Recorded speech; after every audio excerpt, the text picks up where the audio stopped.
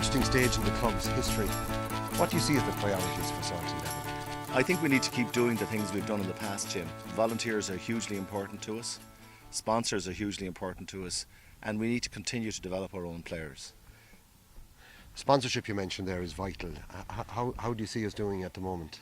Well, we've done, I think we've punched above our weight. We've some tremendous sponsors right across the range, all the way through from Nippers up to the League of Ireland side. Just recently we signed Acorn Life, who are going to support the under-19s.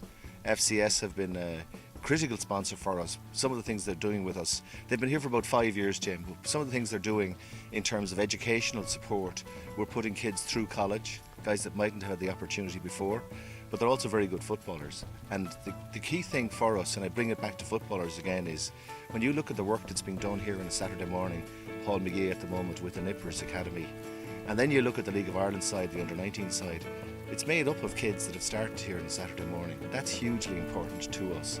We continue to develop footballers. We continue to put footballers on the pitch that we can all be proud of. We have a philosophy of football, and that's important that we try to maintain that. We win by trying to play attractive football, and we do that by trying to give every child, boy and girl, the opportunity to be the best they can possibly be. This week's featured game is a Junior FAI Cup game involving Salthill Devon and Medtronic.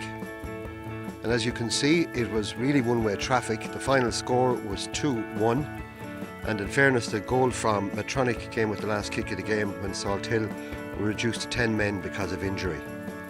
Feature of the game were two fine goals, both from set pieces from Charlie Burke. The first at the end of the first half, following a fabulous free kick, and then early in the second half, Charlie himself was taken down, awarded a penalty and converted to have his second goal. Other features of the game were fine performances from goalkeeper Marty Mannion, and also some scintillating runs on the wing, particularly in the second half, from Oscar Sibanda. So the final score was Salthill Devon 2, Medtronic 1. A couple of young lads playing today, you know, it's great to blow a couple of new players through. You've always been a lad to give a young lad a chance. You gave myself a chance in an early age.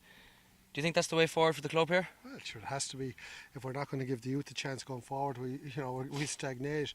You know, we got guys back today like Mark Ronaldson hasn't kicked a ball in soccer ball for 5 years. He's played Gaelic, but now he's made a commitment here for the season again. Great lad to get back. You know, there's guys again. Go back to your own situation. Ended done. Tommy Bradshaw, who's carried a knock today. We didn't use him.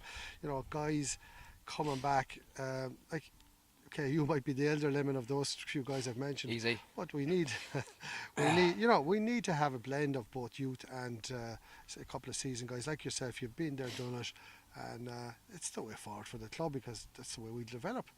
That's the way we get better. And how would you feel about bringing Shane Cox back into the fray? 2 chances.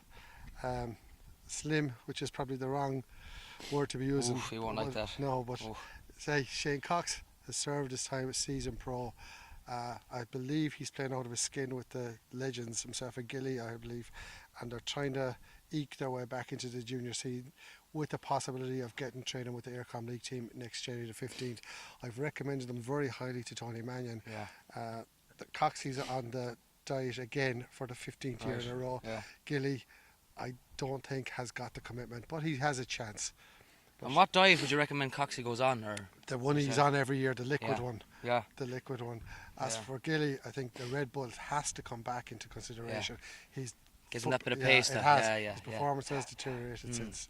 We're all in agreement of that.